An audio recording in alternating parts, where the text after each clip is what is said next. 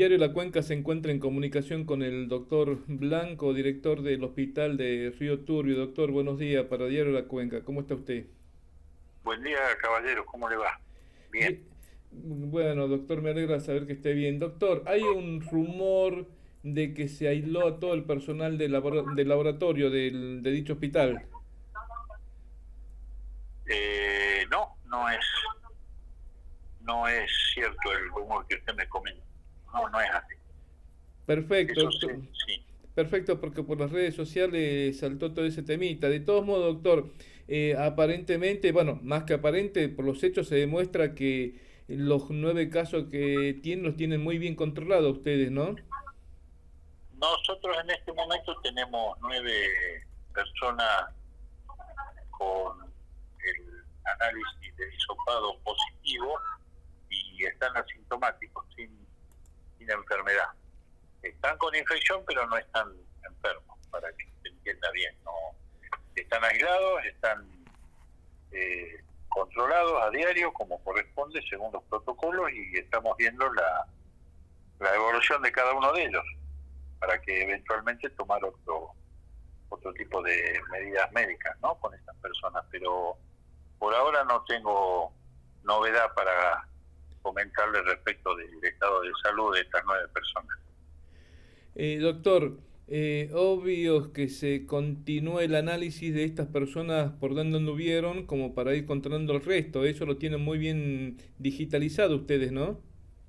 Sí, eso es un trabajo que se hace con epidemiología y como todo trabajo que depende de la voluntad y de lo que nos va diciendo la gente, a veces tenemos dificultad con eso porque con el correr de los días vamos verificando que muchas cosas de las que nos dicen o se niegan no son tal, ¿no es cierto? Porque eso funciona como una suerte de declaración jurada de la persona. Y nosotros nos debemos a los dichos de esa persona para ir siguiendo el rastro del contacto, que se llama. Y a veces la información no es fidedigna, a veces la información no es confiable, o a veces la información es parcial. Entonces ahí tenemos algunas dificultades siempre. No solo nosotros, sino hablando así epidemiológicamente, ¿no? Pero bueno, estamos trabajando sobre eso, por eso se ha implementado el doble cordón de aislamiento que se llama. Nosotros hemos decidido ya desde el fin de semana aislar no solo a los contactos directos de estos pacientes positivos, de estas personas positivas, sino que además hemos hecho el segundo cordón de aislamiento de las personas que han referido tener contacto con los contactos, ¿no es cierto? Entonces es un doble cordón para tratar de evitar que cada caso positivo haya generado una supuesta transmisión en cadena de su problema. Y eso se hace a través del doble cordón. Y en este momento tenemos más de 400 personas aisladas. Y bueno, seguimos en la búsqueda, porque muchas veces eso que yo le refiero, si la información no es fidedigna y confiable, que nosotros trabajamos sobre esa información, pueden quedar vacíos en ese aislamiento que se van solucionando o no, pero bueno, estamos trabajando y después seguimos buscando por otro tipo de situaciones, personas que puedan llegar a tener la infección viral positiva. Los casos sospechosos, los pacientes que nos consultan por sintomatología relacionada con el coronavirus. Estamos haciendo hisopados y muestreos serológicos de personal de riesgo acá dentro del hospital, en oficinas públicas, en municipios, de supermercados. el correo.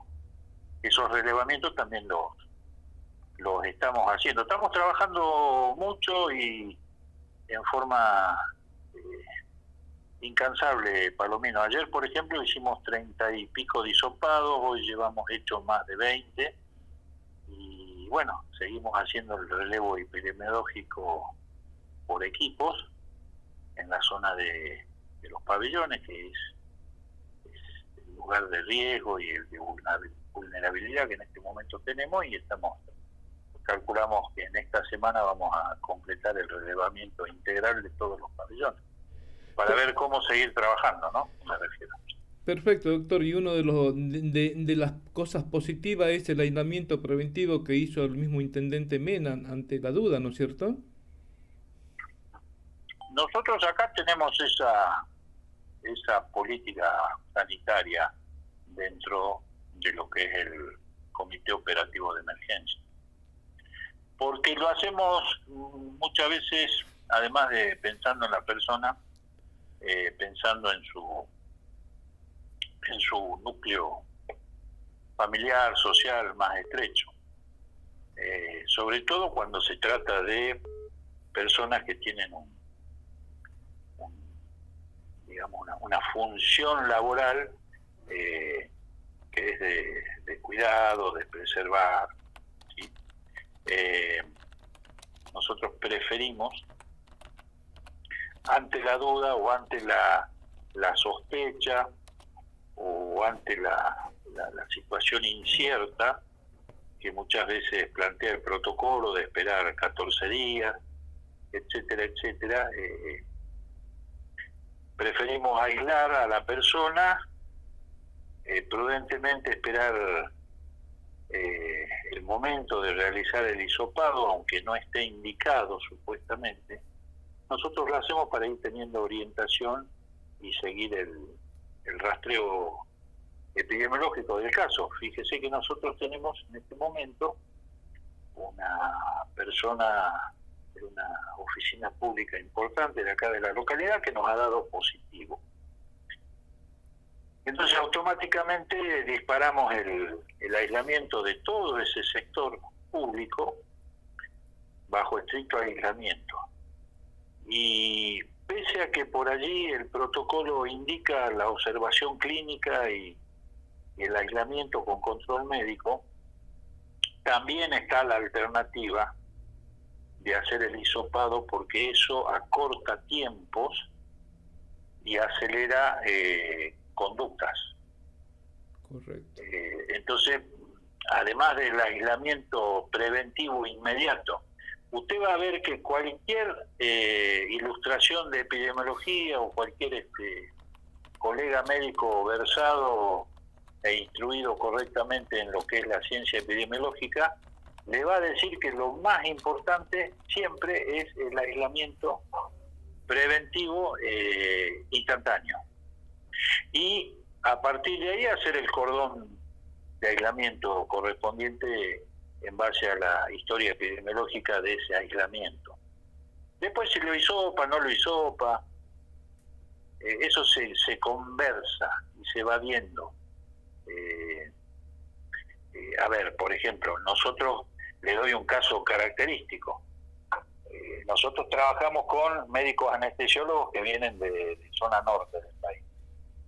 Yo, si me ajusto al protocolo o a lo que dice la mayoría de las indicaciones y protocolos, ¿yo qué hago con eso? Lo tendría que aislar 14 días y observar su evolución clínica.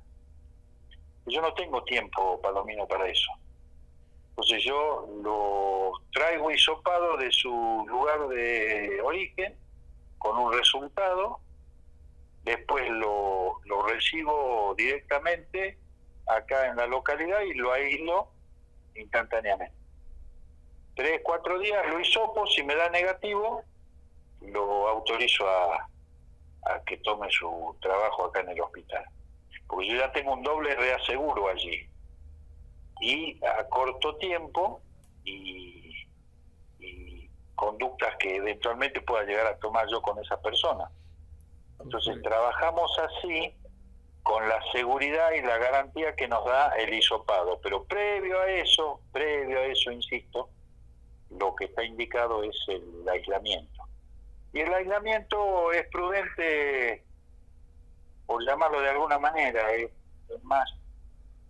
una actitud más prudente que sobre aislamiento y no que falte aislamiento. Porque si a mí me falta aislamiento en el árbol epidemiológico del contacto o del caso positivo, y ahí voy a tener posibilidades de que la infección se me siga filtrando y diseminando, ¿no?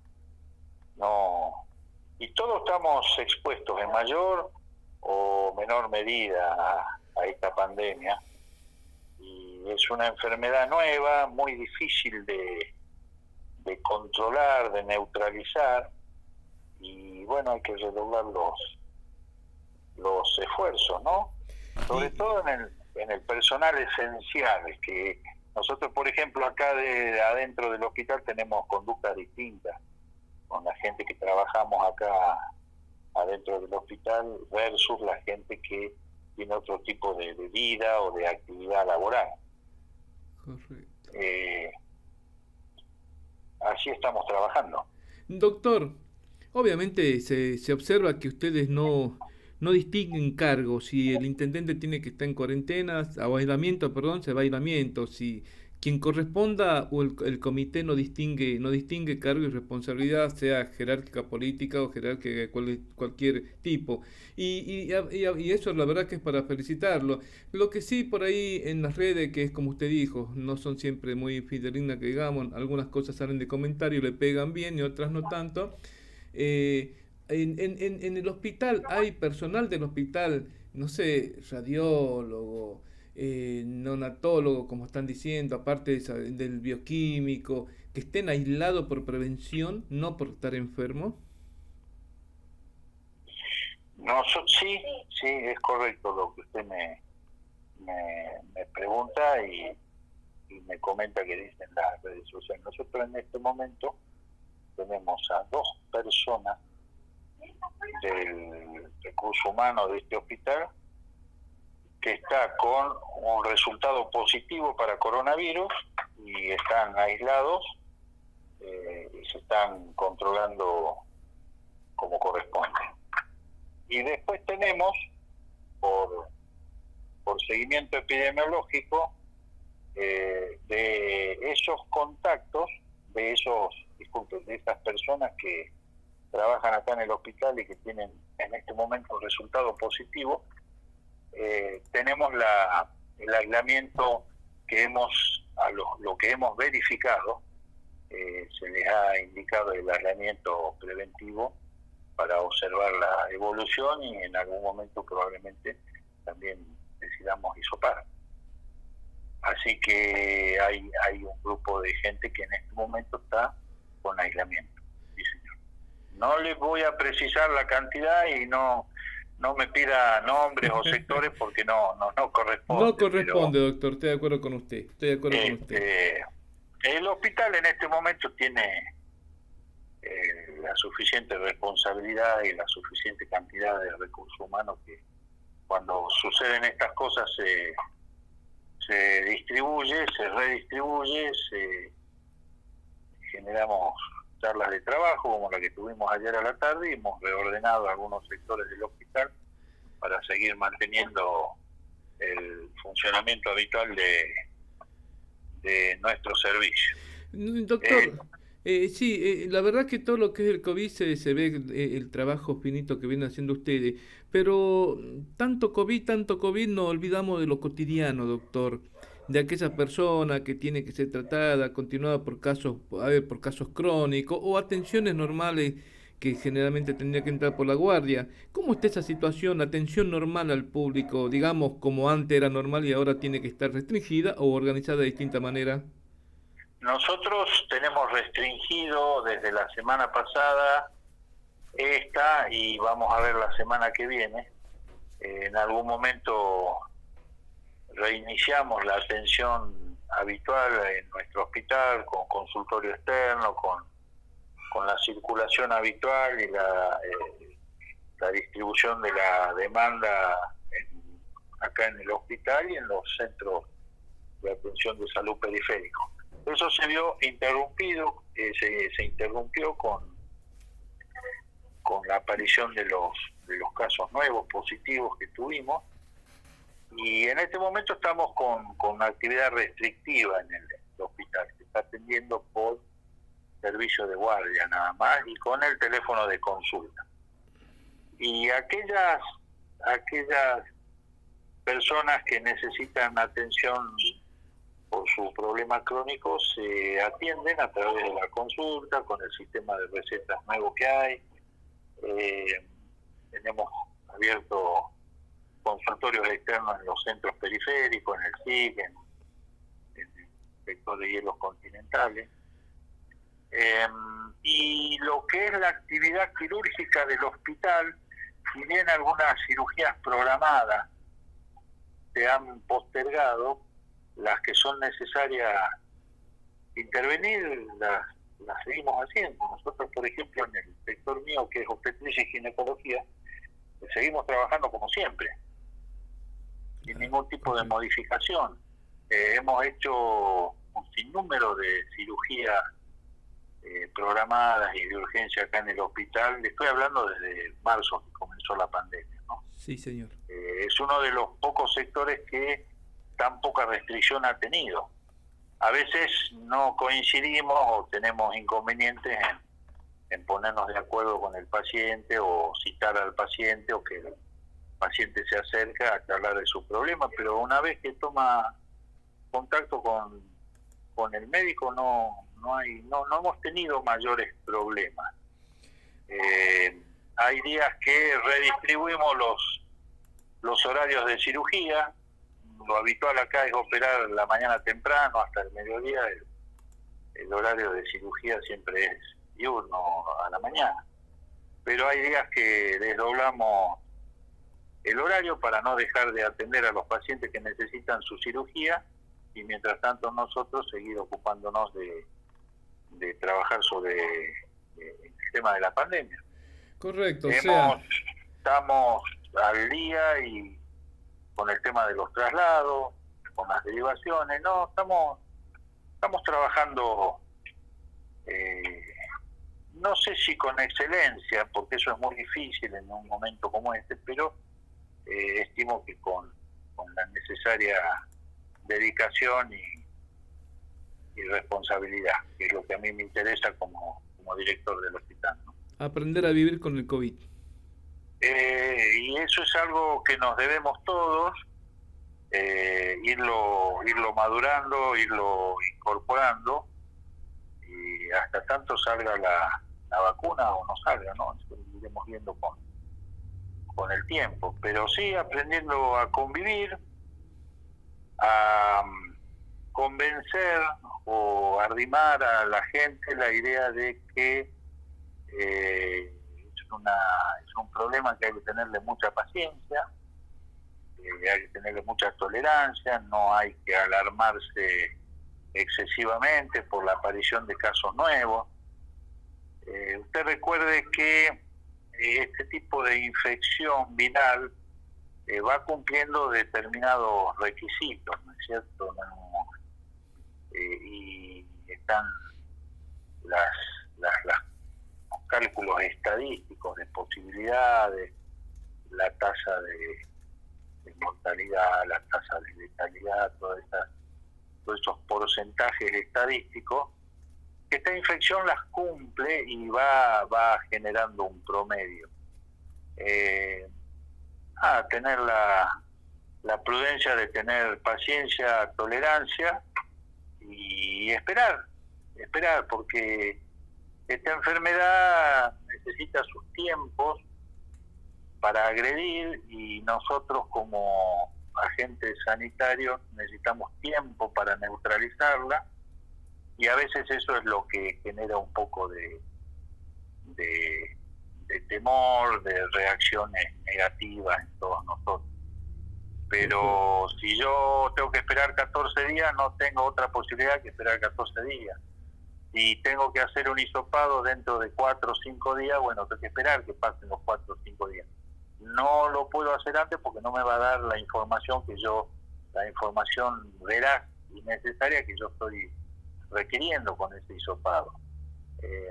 Si tengo un caso positivo, tengo que tener la suficiente templanza y paciencia y dedicación con esa persona para saber que mientras menos casos de asintomáticos positivos, más lejos voy a estar del primer caso con enfermedad activa. No sé si se me entiende. Sí, perfectamente. Entonces, y de allí ir elevando la posibilidad de empezar a tener pacientes en estado de salud delicado. Para eso tiene que pasar muchas secuencias previas. Es lo lógico, es lo esperable en forma estadística. Claro. ¿No es cierto? Yo siempre doy el ejemplo de la caja de fósforos grande de madera que uno compra. Sí. Tomo un solo de esos fósforos y lo pinto de negro. Los pongo adentro de una caja de zapatos, mezclo y le digo a usted, a ver, señor Pedro, meta la mano y saque un fósforo. Alguien va a sacar el fósforo marcado. Es muy raro, es poco probable. Entonces, ¿qué pasa? Para tener posibilidades de sacar ese fósforo marcado, yo voy a tener que meter la mano muchas veces hasta que los dedos míos elijan el fósforo marcado. Sí. Es más o menos lo mismo, ¿sí? No por tener un caso asintomático. Lo ideal, por supuesto, que es no tener ningún caso. Nadie le va a discutir eso porque sería irracional y fuera de criterio y de sentido común. Lo ideal es la situación de ausencia de casos positivos. Claro. En el otro extremo está el paciente complicado en su salud, en estado grave, en asistencia respiratoria mecánica. Pero para llegar a ese extremo hay un recorrido grande de posibilidades y de cálculos estadísticos. Entonces, la idea es la pesquisa, el seguimiento, la búsqueda y primero que nada el aislamiento preventivo, sin duda. Después todo lo demás lo charlamos, lo conversamos, nos ponemos de acuerdo, no nos ponemos de acuerdo, analizamos protocolos, cómo se ejecutan y cómo se instrumentan en tales lugares, en aquellos lugares, cuál es la experiencia de lugares donde ya han pasado por este tipo de trabajo con la pandemia, y vamos haciendo comparaciones y vamos aplicando o vamos descartando alternativas. Mientras se va aprendiendo. Mientras se va aprendiendo. Pero yo creo que no es discutible, si queremos realmente poner esfuerzo y ir en la búsqueda de anular los casos positivos que vayan surgiendo, el aislamiento preventivo, ¿no? Eso perfecto. Sin duda, ¿no? Doctor, un temita que quizás pasó desapercibido, pero bueno, he observado, y usted seguramente como director y como médico me va a saber sacarme la duda. Debido a que los argentinos aprendimos, no todos, bien o mal, a usar el barbijo, se redujo mucho las infecciones pulmonares de todos los años, de todos los inviernos, los resfríos, gripe y demás, ¿no? Mire, hay una característica marcadamente epidemiológica y categórica. Por un lado, eso que usted menciona del tapaboca-nariz y del barbijo, sumado a las secuencias de aislamiento social que venimos teniendo todos los argentinos en distintos momentos y de acuerdo a los lugares donde toca vivir, que venimos teniendo como experiencia personal, familiar y social desde marzo. Yo le puedo afirmar que nosotros, por lo menos acá en nuestro hospital, hemos visto una sustancial y marcada disminución en todas las enfermedades respiratorias estacionales, por ejemplo, en el sector de pediatría. Este año no hemos tenido los cuadros de bronquiolitis cantidad como siempre se tiene en todos los inviernos, no tenemos las crisis asmáticas que solemos tener en forma habitual, no hemos tenido todo ese tipo de... no hemos tenido anginas, ni rojas ni pultáceas, por lo menos en la proporción, en la cantidad que uno habitualmente ve estacionalmente y de acuerdo a la época del año. No se han detectado ninguna, al momento, por lo menos acá en la cuenca, que yo tenga recuerdo y conocimiento, no se han detectado ningún tipo de enfermedad infecciosa de contagio directo. Lo mismo en los adultos, no hemos tenido la cantidad de cuadros respiratorios severos que solemos ver todos los años acá en el hospital, con lo cual el análisis, la conclusión desde el punto de vista sanitario y epidemiológico es que el aislamiento social ha generado este tipo de respuesta positiva para ese tipo de enfermedad, ¿no es cierto? Eso es muy notorio, muy marcado.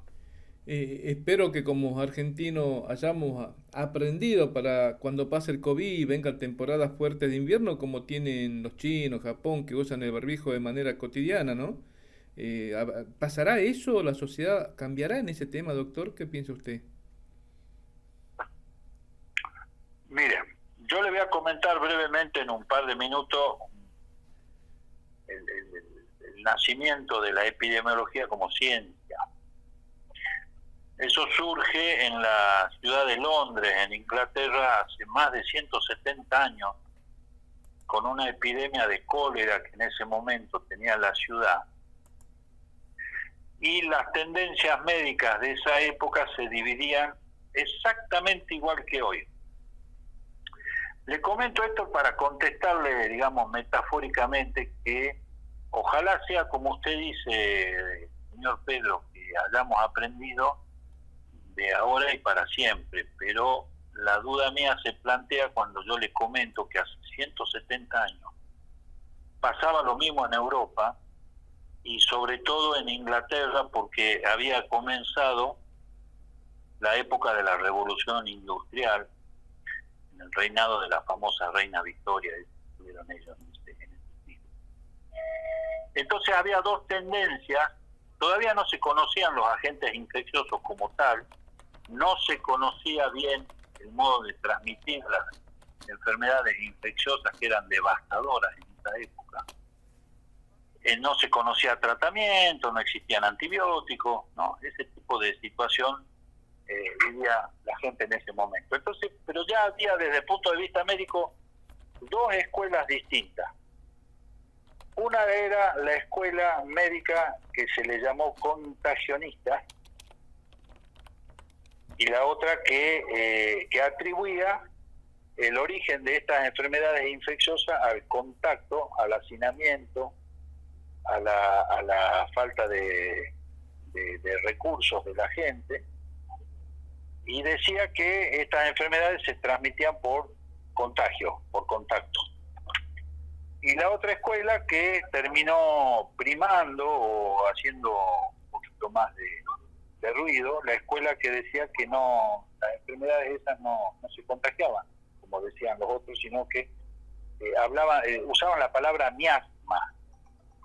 No, es algo que viene, lo trae el viento, nadie sabe dónde está, porque era el grupo de sociedad que apoyaba la revolución industrial en Inglaterra. Entonces ellos decían que ni el exceso de trabajo, ni el hacinamiento de los trabajadores provocaban las enfermedades y las catástrofes sanitarias. Y en ese momento aparece un señor en la ciudad de Londres que hace todo un estudio de las fuentes del agua pública, y él hace todo un análisis, prepara un informe y dice que la enfermedad se transmite a partir de las tomas de agua que había de la ciudad en el río que pasa por Londres, y que las tomas de agua, una estaba ubicada en un sector determinado del río a tal altura y la otra en tal altura y tal. Bueno, y el tipo va haciendo un análisis, este señor, un médico, cirujano, y hace toda una conclusión y acierta en su análisis. Y no, como muchas veces pasa en nuestro trabajo, no es reconocido oportunamente, no se le da la importancia que este señor decía que había que darle importancia. Bueno, y después la historia sigue. Con lo cual, nosotros ya, ¿qué les quiero comentar, Pedro? Esto es algo que se viene discutiendo hace casi 200 años en el mundo. Sí. No, en el mundo. Y parece que seguimos sin ponernos de acuerdo. Entonces usted ve que acá, por ejemplo, hay gente que decide vacunarse, gente que decide que no se va a vacunar, gente que no va a usar el barbijo, gente que sale a la calle a manifestar, a decir que una cosa. Estamos los funcionarios públicos responsables en este momento pidiendo que nos cuidemos, pidiendo que mantengamos la distancia. Después usted ve en la televisión que hay lugares que eso no se acepta, se rechaza, se presiona, se ejercen motivos y argumentaciones que nada tienen que ver con la salud, mucho menos con la salud pública. Entonces es un tema que sigue en discusión, seguimos sin ponernos de acuerdo, Pedro, eso es lo que yo quiero concluir. Yo creo que vamos a seguir por mucho tiempo sin ponernos de acuerdo porque tenemos la mala costumbre de argumentar en base a cosas que no tienen nada que ver con la salud pública. Uno entiende los temas económicos, uno entiende los temas personales, uno entiende los temas... Yo trato de entender todo, pero yo me debo a la salud pública porque soy funcionario público responsable y mi trabajo es ese. Entonces, si yo tengo que hacer mi trabajo y eso interfiere en algún otro tipo de actividad o de intereses que no tienen nada que ver con la salud pública, yo soy el primero en lamentarlo, pero estoy obligado a cumplir con mi trabajo. Entonces ahí es donde empezamos a no ponernos de acuerdo. Claro. Entonces yo creo que no es que sea escéptico, sino que a lo mejor su apreciación va a merecer mucha dedicación y mucho esfuerzo por parte de todos, porque si no, no nos vamos a poner de acuerdo. Y correcto. Y no hay capital, no existe. No hay capital más importante que la salud de la gente. Entonces, a partir de ahí es de donde uno habla y de donde uno ofrece su visión personal y de funcionario público, como que estoy comentando. Claro, correcto, es como usted dice, aparte es como usted dice, cada uno su trabajo, usted en lo de salud, el intendente en la parte de intendencia y nadie dirige a nadie, solo coordinan actividades en conjunto. Doctor, realmente muchas gracias por sus minutos cedidos a Diario La Cuenca, muy amable. Por favor, señor, a sus órdenes, que ande bien, que tenga buen día.